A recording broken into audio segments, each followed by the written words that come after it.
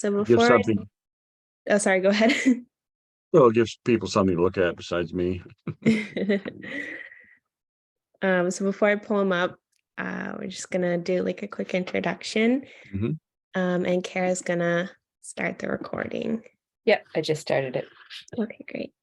So welcome everyone. Thank you so much for coming. Obviously this event will be recorded. And before we get going with the talk, I just want to go over some of the basics. So we've held these virtual artist talks all this year and last, and our next talk will be with Sarah Rosedahl in December. Oh, great. I know her. Yeah, I love Cool. her work. So just a quick note about the structure. There'll be plenty of time to ask questions, but we ask that everyone keeps their questions and comments brief so that everyone does get a chance. And now I want to introduce our guest artist, Robert Waldo Brunelle Jr. Hello. Robert is a seventh generation Vermonter born in Rutland. He's a painter, kinetic sculptor, art educator, book illustrator, and political cartoonist. He taught art at the Browns River Middle School in Jericho for over 30 years and continues to teach drawing, painting, and cartooning for adults at various places in northern Vermont, including Studio Place Arts. He served as president of the Northern Vermont Artists Association from 1995 to 2012, and now continues his leadership as the vice president, as well as being a founding member of the Vermont Comic Creators Group. Robert has illustrated 2 books for the Vermont folklorist Joseph Citro, The Vermont Ghost Guide and The Vermont Ghost Experience, and has published a graphic novel himself called The Lesser Known Haunted Houses. Robert also launched his political cartoon strip, Mr. Brunelle Explains It All, in 1997, which appeared in 7 days from 2016 to 2020, and currently appears monthly in the Funny Times and on the website of Humor Times. So we're really excited to have him with us today. Thank you so much for coming, Robert, and I'll hand it off to you now. Right. Well, thank you. Well, first of all, since I gave you that introduction, Joe and I put out another book called The Vermont Horror Comics. And it's sort of a mini graphic novel. We've chosen 5 of his stories. And the premise is that sort of like Scooby-Doo, we pretend that he and I are ghost hunters who live in the crypto castle, and we go investigate these various strange stories. But these are all based on stories that he's written in other books, like the famous Pig Man of Northfield and so forth. There's the Pig Man. And also Mad Anthony, who holds the distinction of being the only ghost in the world that haunts 2 places at the same time. And nobody knows how he does that. So we've had a lot of fun with that, and we're going to start thinking about our volume 2 pretty soon. So there's the 2 of us in cartoon form on the back. And yes, we have done the Vermont Ghost Guide. Perfect holiday gift for anybody on your Christmas list that's into spookiness. Every single town has a ghost, and so they're alphabetized according to town. So if you look up your town, you'll find out which particular ghost is haunting it at the moment. And another thing I've just come out with, this year happens to be the 25th anniversary of my comic strip, Mr. Brunelle Explains It All. And so this is my first hardcover coffee table book, and which I talk about the early years of cartooning back when I did them in black and white and so forth. So, and then on the cover, there's 100 characters, some of whom you may recognize as famous people. I have a poster of this if you're ever interested. And yes, you can also find anthologies. Every year I do an anthology of my comic strip. So this is Born in the Wrong Century, which I'll talk about in a minute. And then my most recent one, The Apocalypse Will Be Televised. And in addition to doing all that sort of thing, I also am a painter. And here's a book of my seasonal paintings. Those of you who follow me on Facebook notice that I'm obsessed with the weather. So every day I post a painting having to do with whatever the weather happens to be doing that day. As she said, I was a middle school art teacher for 31 years, and now I'm retired, and I teach freelance classes in drawing and painting, and most recently I did one on clay whistles, which I do a lot of these at Studio Place Arts in Barrie. If you're not familiar with SPA, it's a tremendous resource in the middle of the state. They have classrooms, they have 3 floors of art shows, like one's on right now. Currently, behind me, I'm working on a new kinetic sculpture. This is what they look like when I first get them started. So viewers, there'll be a center part that is twirled that the viewers get to play with. But eventually, once she posts pictures of my kinetic sculpture, see, it'll be very colorful and it'll have lots of design elements all over it. Any questions so far about any of this? So, a little bit about me. As she said, I am a 7th generation Vermonter. And due to a strange quirk of family demographics, when I was born, most of my family members were over the age of 60, which meant that I grew up surrounded by people who were born in the Victorian era. So I knew people who were born in the 19th century. And I knew people who fought at the Battle of Gettysburg. And so as a result, the past was very real to me. So when I was a child, while other kids might collect baseball cards and so forth, I used to collect daguerreotypes, which I still do. I love them.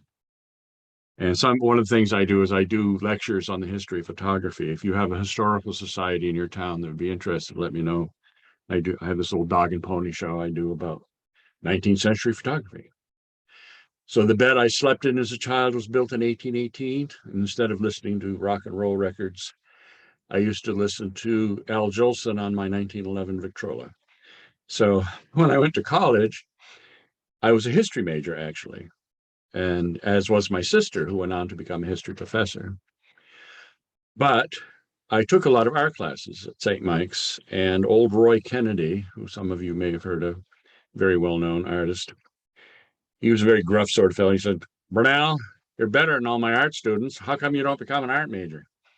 So at the time, St. Mike's had a deal where if you had a high enough grade average, you could get an extra class for free every semester. So I took advantage of that loophole, and I ended up graduating with 2 degrees for the price of one in history and one in fine arts. And then that rendered me absolutely useless for gainful employment, naturally. So then I went ahead and went to Castleton and got some more coursework done so I could become a teacher. So I applied for both history position and art position. It just happened that the art position came up first. So I grabbed it at good old Browns River Middle School, and I taught there ever since. So in 2012, the district felt that we were all costing too much money, us old timers. So they gave us all a golden handshake, a once in a lifetime offer. They said, if you go away quietly, we'll give you lots of money. So 9 of us did. We all retired at the same time. But because I had started so early, I was able to retire when I was only 54. When I went to the Vermont retirement people, they said, we don't usually see people as young as you with 30 years experience. What'd you do? I said, well, I started right out of college. So that gave me the wherewithal I need to pursue my career as a professional artist ever since. So it's worked out well. You want to put up some of those pictures and we can talk about some of them? Sure. Meanwhile, if you got any questions, oh, yeah, there we go. The apocalypse will be told. That's Mrs. Brunelle sitting on the couch next to me. She's a common cartoon trope that I have is she and I watching TV that allows us to comment on whatever's going on. The way I work is, because I'm a political cartoonist, I have to work quickly. In the olden days, the cartoons were done pen and ink on paper, but I was never very good at lettering. we have members of the Vermont Comic Creators Group who do nothing but lettering, and they're very good at it, but I'm not. So when computers came along, I started typing out the captions and pasting them onto the drawings. But then when the digital tablets came along, I started doing my cartoons entirely on computer, so I don't do them on paper at all anymore, which enables me to send them to the editors right away. So what I do is every night I watch TV and I watch the news with a little notepad next to me. And anytime somebody says something particularly idiotic, I jot it down as a pearl for my next cartoon. And then I go to my studio and I create the cartoon du jour. I try to do 2 or 3 cartoons per week, depending on what's going on. Yeah, if we look carefully in here, we'll see, you'll notice that the characters are divided up, so all the Republicans are on the right side of the picture and all the Democrats are on the left side of the picture. And some of these characters are based on real people and some of them are totally imaginary. One of the nice things about being a political cartoonist is you can use symbolic characters to represent things. So we have Mother Earth in there, and we have death, and we have the aliens, and we've got the Republican elephant and Mr. Donkey. How I got started, yes, there is an index to it. I'll have to find it. I've got it somewhere on my computer. But there's, as I said, there's 100 characters there. How I got started doing the cartoon strip, I've been doing cartoons for my own amusement since I was a kid. But in the early 90s, the Burlington Free Press ran a contest for amateur cartoonists. So I entered some and I won. And so that made me think maybe I can do something with this. So I created the strip, Mr. Brunelle Explains It All. The reason it's called that is because, of course, I was a teacher. I was Mr. Brunelle, and I'm also a pompous know-it-all who loves to explain things. So the two kind of went hand in hand. Some of you may remember there was a TV show called Clarissa Explains It All back in the 90s, and that kind of gave me the idea. So they used to run in the Vermont Times. Some of you may remember the Vermont Times newspaper, but unfortunately they went out of business. But it was picked up by 7 Days for a while, but they let me go after 4 years of anti-Trump cartoons. I guess there must have been a pro-Trumper on their board of directors or something. So, but since 1999, it's been running in Funny Times, which is a national humor. And this year, I fulfilled a lifelong ambition by being accepted into the National Cartoonist Society. And I was very happy about that. For those of you who don't know, they're the ones who sponsored the Rubens, which is cartoonist version of the Oscars. Not that I'll ever have a chance to win the Rubens, but who knows. Now you want to go to the next slide? So this is an example of my acrylic painting. I began my career as an oil painter 40 years ago. The person who taught me to paint was Lance Richburg, who some of you may know. He's a well-known Burlington artist. He was a professor at St. Michael's College. I didn't take any painting or art classes in high school because I went to Catholic school and they didn't have art classes, so I was self-taught. But I began painting in 1978. And as I said, I began as an oil painter, and I did oil paints for about 10 years, but unfortunately they have issues. They're toxic, the turpentine's toxic, they're very smelly. In the early years, I shared a studio with Lance at St. Mike's, but when I set up my own studio in my home, it was just too much. So I switched to acrylics.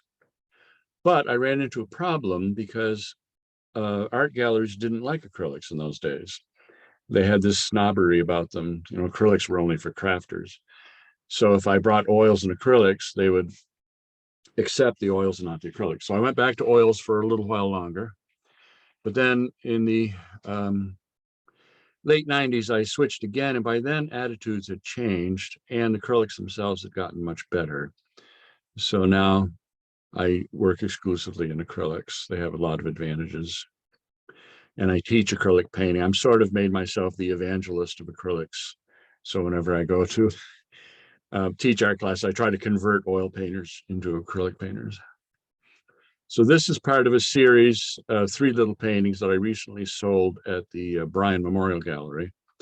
The theme of the show was changes over time. So this is one of 3 little paintings of this same house, but over different years, 1920, 1950, and then 1940s and then the 1950s. So this is one of the 3. Do you have all 3 in here? No, I don't think I sent you all 3. Okay. They were sold as a set. They were little, and the same person bought all 3. But you can go into another slide. So this is one of my my kinetic sculptures. I started making these when I was a teacher because, like most art teachers, I was a pack rat. If any of you know art teachers, we never throw anything away. I had an understanding with the custodian that nothing would go to the trash dump until I'd seen it first. So it worked out well. So he made sure that I saw everything. So my storeroom was filled with all kinds of junk, including scrap pieces of wood and foam core and so forth. So I started building these in my spare time. They're a lot of fun. And the idea is that the viewer gets to play with them. They're sort of like a busy box, remember, that kids would have in their cribs. So you would have a knob you could turn, in this case, the white knob in the middle, and the parts would spin. So the idea was that the viewer could make aesthetic decisions. They could decide what looked best by repositioning the different elements of the piece. Some of them were freestanding and some of them were to be hung on the wall. This one hangs on the wall. If you go to YouTube and look up my name, you'll see a little video I made of this particular piece in motion. So you can see what they look like when they're moving. Here's one of the very first ones I made. And if you look carefully, you can see those little parts on the bottom. Those were craft pieces. A lot of the little wooden doodads I used to buy at the old Ben Franklin's store. Remember that? They used to sell bags and bags of these little wooden pieces.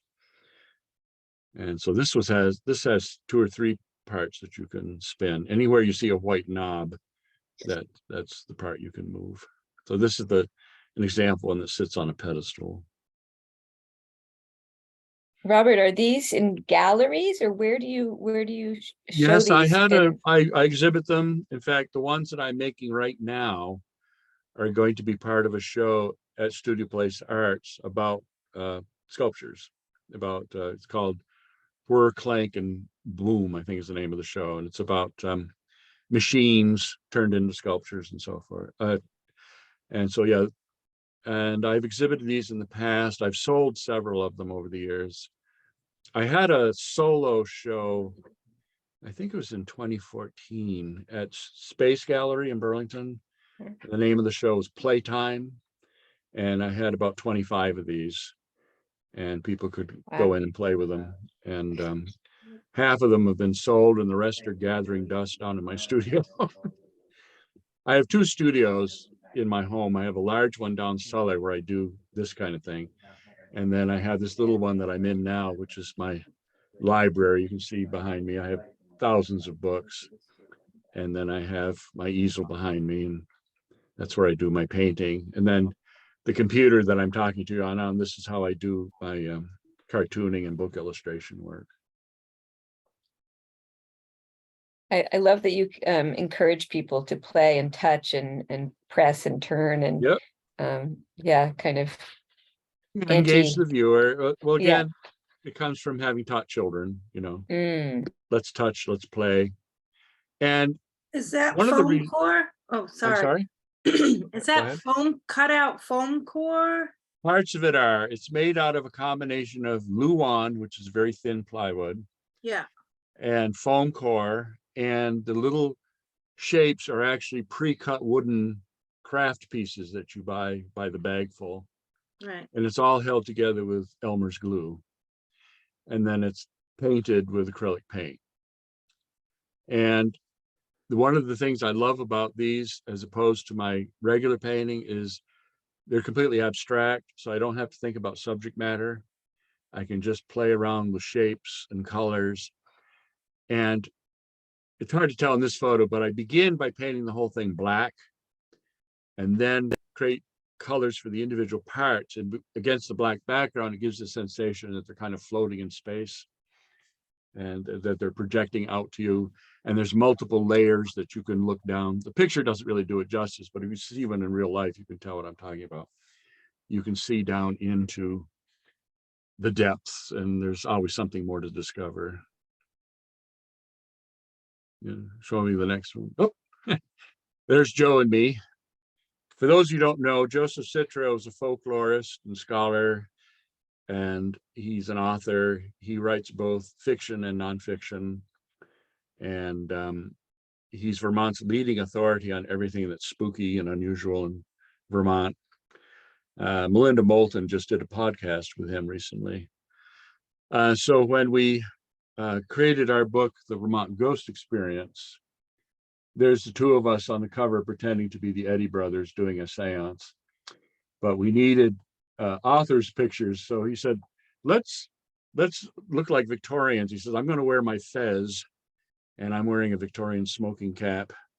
And so we drew ourselves that way. And we've had a lot of fun with it. These books were picked up by a publisher called Erie Lights down in Texas. So they're all available on Amazon, by the way.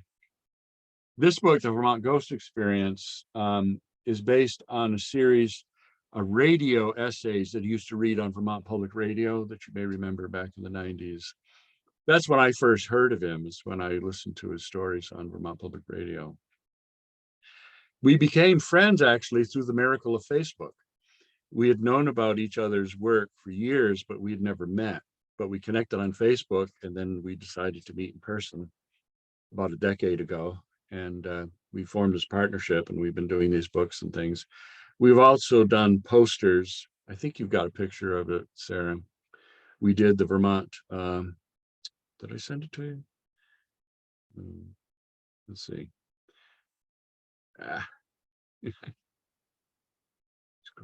There it is.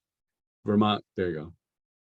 We did a couple of these posters, which I sell at Comic-Cons. One is the Vermont Haunted House map, and we also did the Vermont Monster map. Every county has a monster, and every county has a haunted house. And there's many, many haunted houses in Vermont. So when we were choosing houses for the poster, he knew that I love to draw Victorian houses. So I said, pick the houses that are most interesting to draw. So there you have it. Let's see, Burlington Monster. Did I have a picture? Did I send you the monster map? I've forgotten. Sarah, if you can scroll down here. I can't remember, keep going. Oh, there it is, the bottom. The Chittenden County, we did it by county. So what do we just say for Chittenden County? I can't remember now. Boss Snake is the monster for Chittenden County. And Bigfoot, every place in America has a Bigfoot, and Bigfoot's been found all over Vermont. So he was our ringer. So if we had a county that didn't have another monster, we said, well, we'll put Bigfoot in there. So Orange County didn't have its own monster, so that's where we put Bigfoot. I'm from Rutland, and down in Rutland, we have the human-faced bats. So the spookiest of all of these was the human-faced calf up there in 6. And that drawing that I did is based on an actual photograph made in the 1920s. It's the weirdest thing you've ever seen. There actually was a calf that had a human head on it. So Vermont has a lot of spookiness. Excuse me. All right, so what else we got here?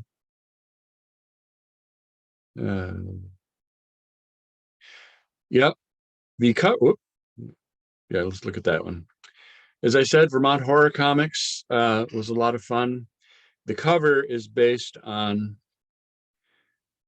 a story called The Frozen Folk of Farmer Morse, which first appeared in a book that some of you may recall called Mischief in the Mountains. So it was put out by Vermont Life magazine about 50 years ago. But according to the legend, there was a family, the Morse family, who learned how to create a magical potion that would put people to sleep. And in the wintertime, they would take the old people and they would put them to sleep and pack them in straw and then cover them with snow and make them hibernate through the winter so they didn't have to feed them. And then they would thaw them out in the springtime. So that's the genesis of that story. Somebody just asked, do I do other states? I haven't yet, but if somebody wants to work with me on that, I'd be happy to. It'd be a lot of fun. Our monster maps and our haunted house maps, there's a fellow in, I think he's Maine, who runs the Cryptozoology Museum, who ordered dozens of each of them to sell at his museum. So Joe's been on TV a lot. If you like those History Channel shows about ghost hunters and so forth, anytime they want to talk about Champ, for instance, or they want to talk about Emily's Bridge, the most famous haunted place in Vermont, they always refer to Joe. All right, what else we got? Oh, yeah. This was fun to do. If you look in the background, that painting on the wall, that's one of my paintings. I snuck it in when I did the illustration. So those of you who are not familiar with the Eddy brothers, they were in the 19th century. There was a huge fad called of spiritualism, where people would have seances and so forth, and they'd cause ectoplasm to emerge from their mouths and so forth. And there was a pair of brothers who lived in Chittenden County called the Eddys, who became very well known nationally for holding these seances. And a curious thing, when I was a teenager, my parents were looking to move to a new home, and one of the houses they looked at was the Eddy brothers' old house. And except they didn't know who it was then. And I went with my folks, I was a teenager then, and I said to the realtor, anything unusual ever happened here? Because I was getting a strange vibe. He said, yeah, they used to hold seances here all the time in the 19th century. It was the Eddy brothers' house. So when I did the cover, I put Joe and I in there pretending to be the Eddy brothers. And the ghost that you see in the middle is the ghost from the Griswold murder house, which is located in South Burlington.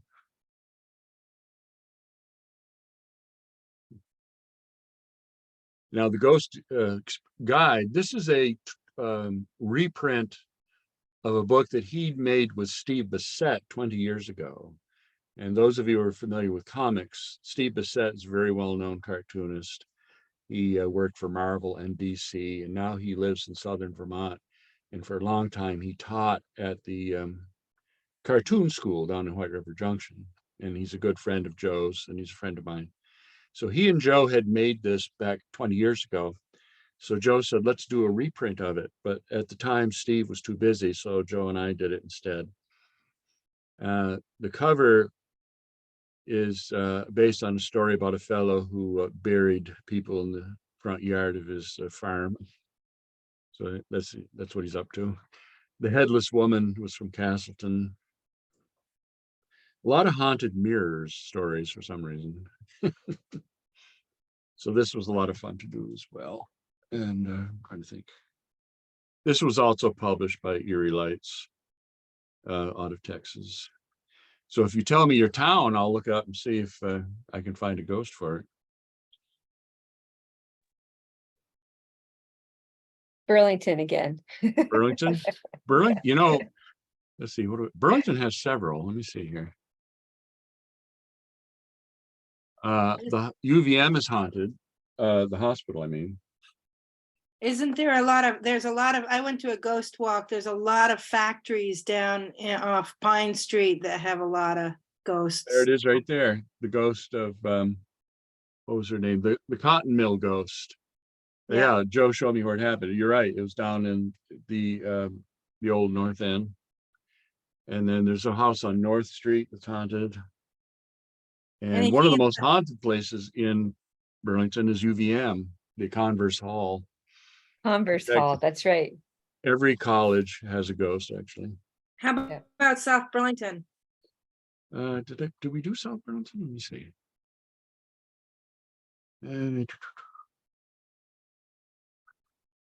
Queen City Park. Oh, okay. Okay, this is an example of what my cartoon strip looks like nowadays. To save time, the way I do it is I have the blanks all ready to go with the title on the top and the logo and so forth. And I already have it divided into panels. And then I have hundreds of stock characters that I've already drawn, but I draw them without eyebrows or expressions so that I can plug them in and then add that stuff later, depending on what they're saying. So that saves a lot of time. So I can knock one of these out in about an hour. The thing that takes the most time is the writing, because writing a cartoon is like writing haiku poetry. You have to compress a maximum of thought into a minimum of space. So I spend a lot of time editing. So I will inevitably write too much. And then I have to keep whittling it down, whittling it down, whittling it down, because I don't like to cram a lot of text into a panel. I don't like wordy panels. So you actually go down to counting the syllables. The next thing you have to do is decide who's going to deliver the punchline, because they're the character that ends up in the final panel.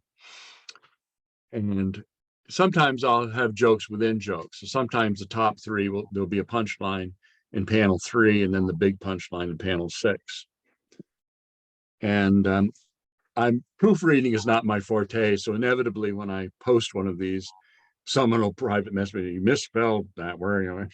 So I go back, because part of my problem is I'm partially deaf, and I have only 50% hearing in one ear, and I've lost 20% in the other, and I've been that way since childhood. So to me, when I misspell a word, it's inevitably because I got the vowel wrong, because I can't tell the difference between A, I, and E. So I inevitably get the wrong letter in there. So Robert, did you say that these are all you have kind of stock characters and you just alter their Yes. expressions? Yep. It saves a lot of time. Interesting. Yeah. And Wow. every time, yeah, I have probably about 200 characters already drawn, ready to go. They're Okay. my cast of characters, if you will. And as I said, but I draw them without the little dots in the eyes, without the eyebrows, and without the mouths. And then, so I plug them in, and then after I've written the text, I figure out what kind of expressions they'll have, or if their arm is going to be up, or there's gesturing or something like that.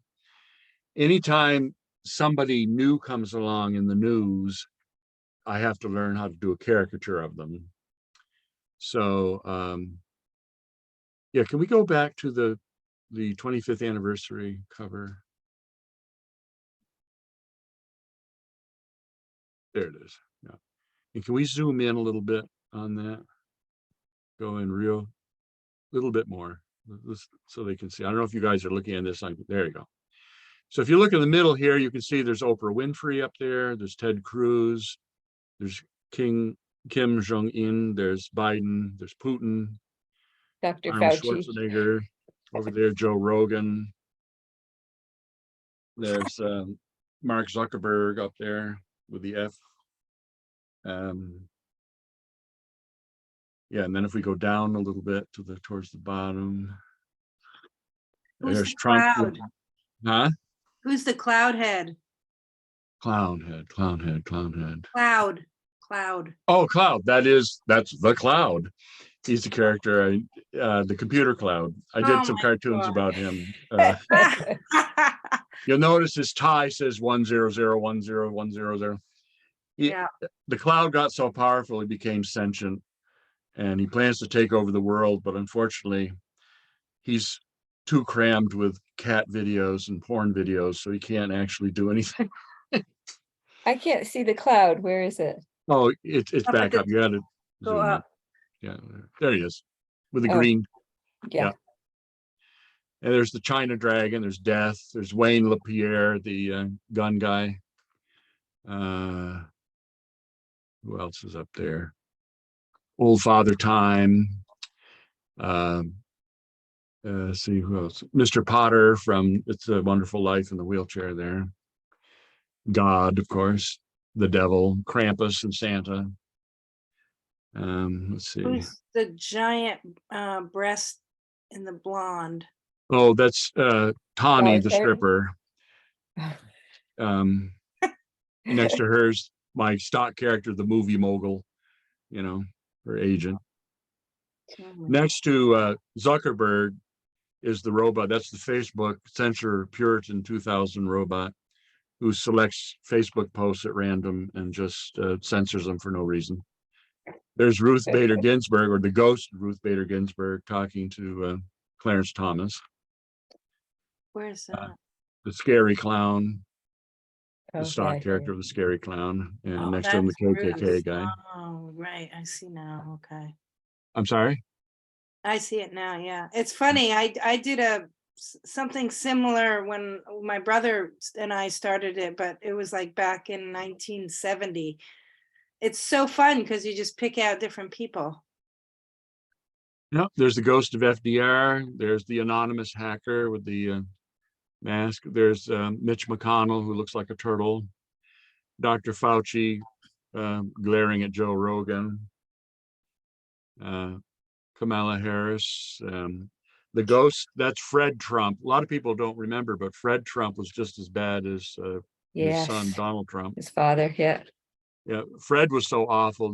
Woody Guthrie actually wrote a protest song about him. Oh, and there's Bernie. Yeah, there's Bernie and Hillary and Obama and Michelle Obama and Trump wearing the crown because he wants to be dictator for life. And then ghosts of Ronald Reagan down there.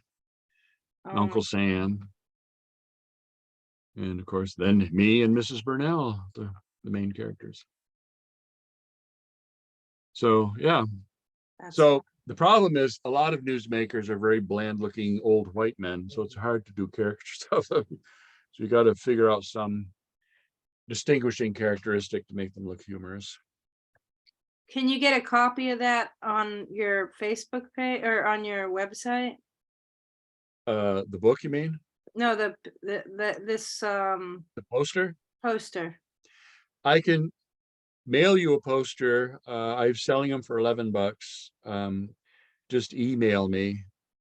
My email is Brunelles3. So it's my name, BRUNELLES, and then the number 3 at AOL.com. So just email me, send me, and I'll send you instructions on how to get one. Okay. And the same, I'm sorry? No, I just had a question, but go ahead and finish what you're saying. I was just saying, I also have monster maps and haunted house maps for sale. Same thing, $11 if you're interested.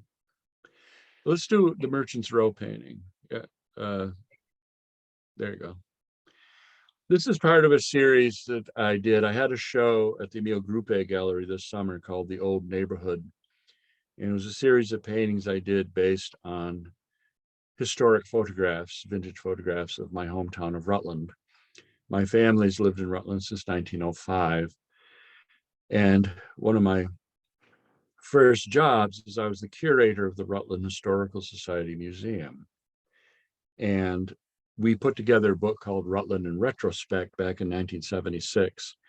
And one of my jobs was to sort through hundreds of old photographs and try to date them. And so I would take a magnifying glass and I'd look at things like license plates on the old cars and so forth and try to figure out what year the picture was taken. So this is the trolley car. We used to have a trolley car line in Rutland. And so this was part of that series. How did it run, the trolley? Because it looks like it's up with the electric line, but there's no line. I know there was in real life a line, but I didn't put it in the painting because I felt it would clutter up the composition. But yes, you're right. Those trolley lines still exist. They're buried underneath the street, but every once in a while when they do construction, they'll find them still there. There used to be a line that went all the way out to Lake Bombazine. You could go all over the place with those trolley cars in those days. I have Robert. Oh, go ahead. Well, I'm just curious how you seem to have several like kind of fields of interest. One being the political cartoons, another being this horror genre. and then this being more fine art, for lack of a better term. And how do you define yourself?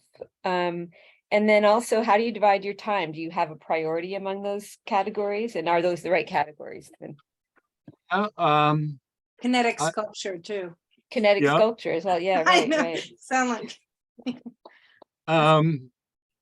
Being an art teacher, I had to be a jack of all trades. Mm-hmm. So I had to teach drawing, painting, sculpture, printmaking, art history, et cetera, et cetera.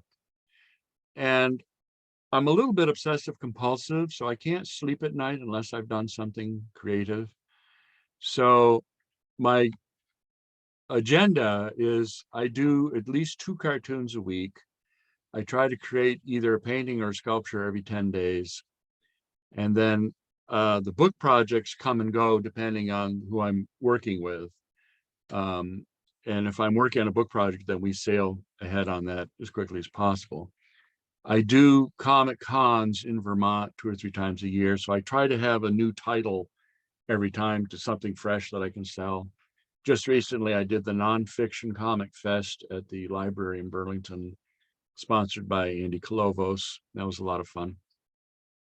The Vermont Comic Creators Group, we meet. How we met was back years ago. We used to do the 24-hour comic marathons, where the goal was you had to stay up for 24 hours and produce 24 pages. So we would gather at the old Artist Medium store in Williston, and we'd stay up all night. It was a hoot, especially around 2 o'clock in the morning. People got really silly. So that's how we formed the Vermont Comic Creators Group. And we've had a lot of fun with that. So yeah, I have to do something creative all the time. And then I participate in a lot of shows. I try to arrange at least one solo show for myself somewhere. And then I participate in group shows throughout the year. The North Vermont Artist Association, we do one in June. I have stuff at the Art Hound Gallery in Essex Junction. I do a lot of things. Whatever Studio Place Arts is up to, I try to participate in that. I just delivered some paintings recently for their show Celebrate, which opens up. Just yesterday, I delivered some pen and ink drawings to the Space Gallery for their next show. This is the busy season for art shows, the holidays and everything. After the holidays, it tapers off for a while through the winter, and then March and April starts to pick up again. But I try to, what I'll do, yeah, let's look at January. Let's look at that one. Yeah. What I try to do is pick a theme each year and then do about 24 paintings on that theme.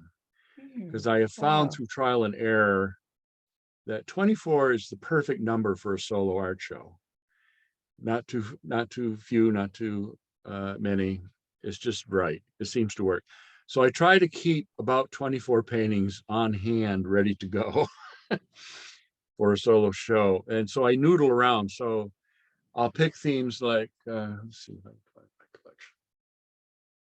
Like I did one of dropped foods, for instance. Let me see if I can find where I put those. And do you do all your promotion? And I mean, do you have any help with any of this? Because it's just so much. No, that's the problem. There's a gallery down in southern Vermont that handles my work, but I don't really have a gallery per se that works very hard promoting me. So yeah, half my time is spent making art and half the time is spent promoting it. And that's what networking is all about. I belong to several galleries. I have memberships at the Bryan Gallery, at Studio Place Arts, at the Space Gallery. I can't travel very far because my wife is an invalid and I'm her caregiver. So I can't go out of state and I can't travel very far, but I do what I can locally. And I've been doing this for 40 years. So I built up relationships over the years with whoever's out there. So I do these little books, like I did a whole series, Walking Home. And the whole collection of paintings is about a little boy walking home. And then I did that's cool. Urban Landscapes. I did one just on interiors. And this one was a lot of fun. Huh? Are these self-published, Robert, or do you have a These are, publisher? yes. Yeah, these Yeah. are self-published. And Do you how do you know use- how many copies to print and all of that? Well, they're print on demand. So Okay. I usually Okay. try to keep, these are actually old and they're out of print. I got to republish them, but things like this is not self-published. This is published by Erie Lights. Yeah. And my lesser known haunted houses book, which I haven't had a chance to talk about. This was a lot of fun. This is published by Erie Lights. When The you way do- that works yeah, is I'm sorry. when you do the other little ones, what venue do you have them printed at? These were made by Lulu, Lulu. LULU.com. Oh, But Okay. there are other self-publishers. In fact, most recently, this one I published through Amazon actually, because I found it was actually cheaper. I saved a lot of money going through Amazon. When you do Amazon, you actually create the book on Amazon, or do you like to, how do you do that? No, what I do is I create the book using Photoshop, and I create each page as a Photoshop picture. And I save it as a JPEG. Then it's kind of a process. They prefer PDFs. So then I have to convert the whole thing. How do I do it? I put it on Word. I create the book on Word using the images, and then I convert the whole thing to a PDF. mhm. And then I upload that to the website. And then they give you a menu of choices about what kind of cover you want and so on and so forth. And then you choose, they tell you how much it's going to cost per unit to make them. And then you tack on whatever you want for profit. And then I try to keep, like things like this, I try to keep at least a dozen on hand for Comic Cons and so forth. So this book costs me about $4.95, and I sell them for $10. And then I at the end of each Comic Con, I take an inventory and then I order more so that I always have enough on hand for the next Comic Con. Now Plus, I'm sorry. they only cost you $4, and is that because you bought like 150 of them? No, it's just what the printing cost is per unit. Oh, okay. You tell them the printing cost depends on a lot of factors. For instance, this book this is more expensive because it's hardcover, it's full color, it's large, it's on glossy paper. So I forgot now. I think this one costs me, I sell these for $30, and I think they cost me something like $24. So the profit margin is less, but I try not to make them too expensive. You can charge whatever you want. It all depends what the market will bear. These books I used to sell for 15, and I think they cost me maybe $5 to make. So a lot depends on your choices of paper. Are you doing full color or black and white? What kind of cover you want? So they give you a whole menu of options, and then you go from there. But they're print on demand, and very often they'll also have coupons, like free shipping today only. So when they do something like that, I'll order a bunch of them just so I have them on hand. And they also give you the option. All my books are available on Amazon, because both Lulu and Amazon, of course, they have an agreement with the Amazon bookstore. So they give you a little barcode on the back. So it's a real book, it's not, it's a thing, So as Joe Citro pointed out, he used to publish through actual publishers, and he got disgusted with them because they do nothing about promoting. He had to go to the bookstores and schlep his stuff around. So he said, let's cut out the middleman. As far as the actual physical book, there's no difference whatsoever between a self-published book and one that's really published. So what's the difference? So we created our own imprint called Bat Books. And we just, and when our contracts run out with Erie Lights, for this, we're going to republish it ourselves under the Bat Book logo. Because, as I said, there's no difference anymore.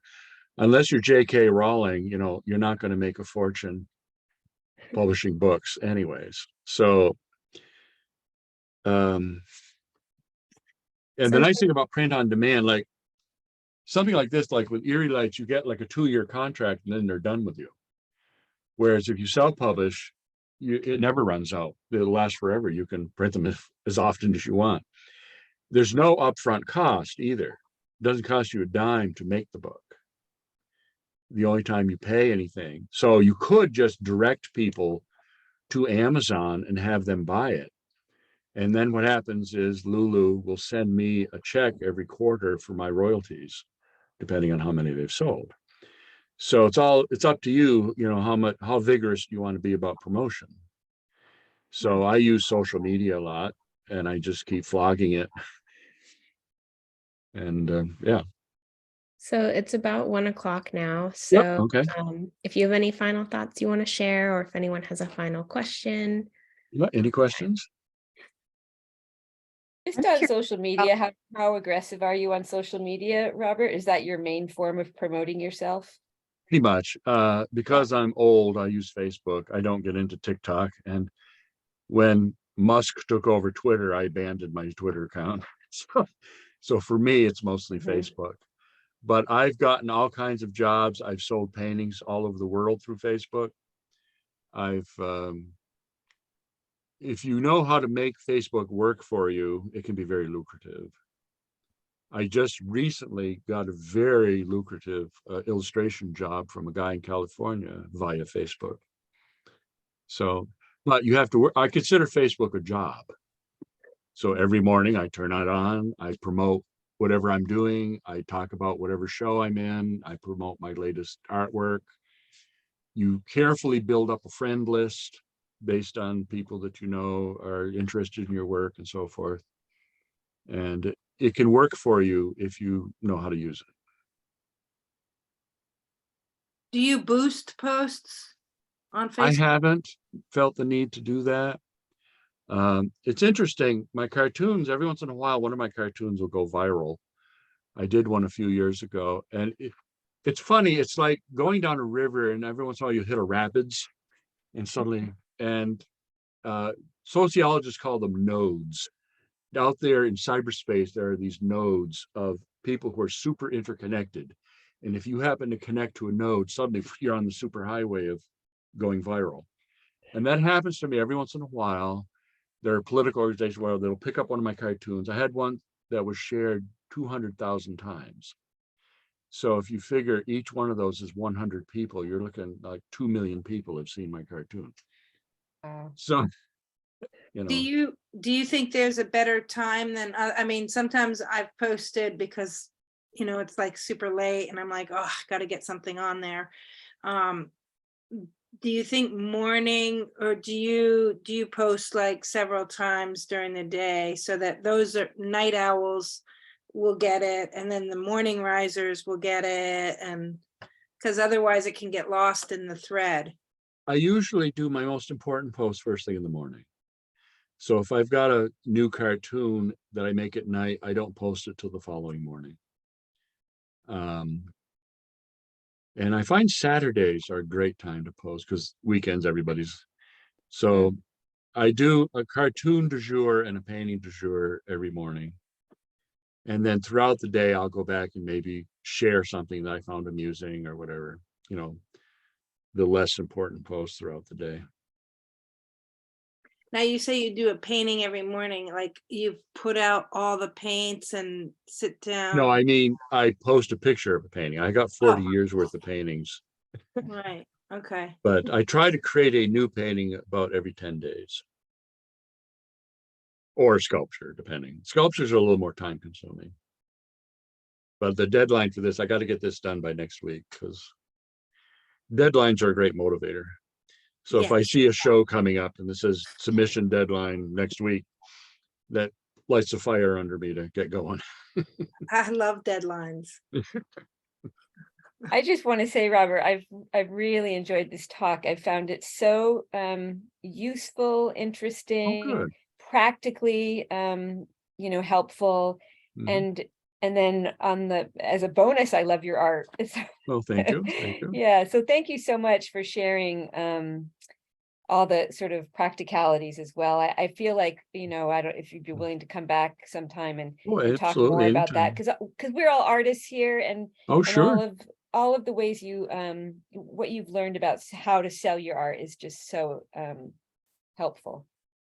Anytime. Speaking of sharing, can I at some point share this somehow, or this video? Is it going to be on YouTube or something? Or Yeah, so the recording will be posted by Howard Center on YouTube, and there'll be a link on our webpage as well. It might take like a week or so, but I'll send it to you once it's up. is it okay for me then to share it on Facebook? So great. Absolutely. That's what I'll do then.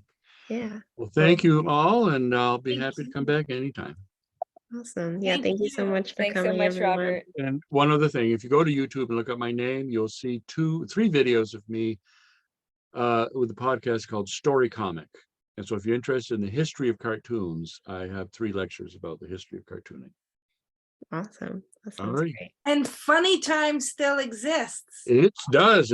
In fact, they just recently published one of my cartoons. Yeah, Nice. I got one of those and I love they're it. great. Yeah, Yeah. I've been with them since 1999. Wow. Yeah. Great. Thank Thanks you. so much, Thank you, Robert. All right. Well, everyone. thank you Thank very you. much. All right. Thanks. How do I get off?